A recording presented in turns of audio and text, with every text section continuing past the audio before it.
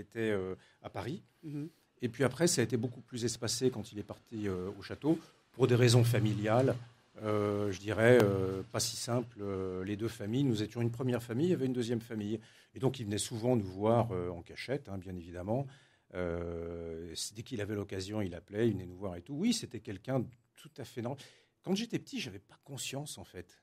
Pas du tout. Donc, c'est difficile d'en parler quand j'étais enfant. Euh, J'avais une notion quand même, hein, parce que je voyais les gens.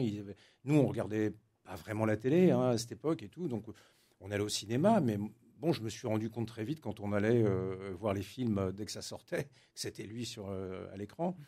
Mais c'est vrai qu'après, en grandissant, j'ai appris à vivre avec ça. Et puis, mais c'était quelqu'un de tout à fait normal, hein, d'apparence comme ça, très timide.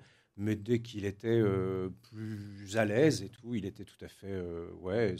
c'était quelqu'un de posé, de gentil, qui n'était pas forcément austère du tout d'ailleurs. Hein. Et très professionnel. Très professionnel, mais je n'ai pas connu d'austérité chez lui. Aucune austérité.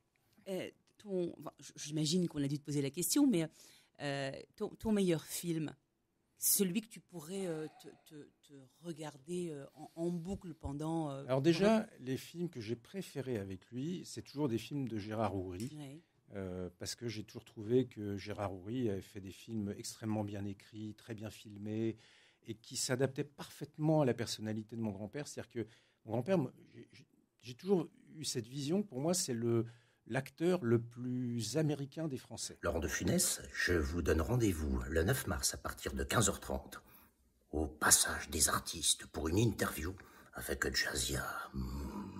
Mais il y aura aussi un spectacle inédit, Chip and Dale. Je vous appelle.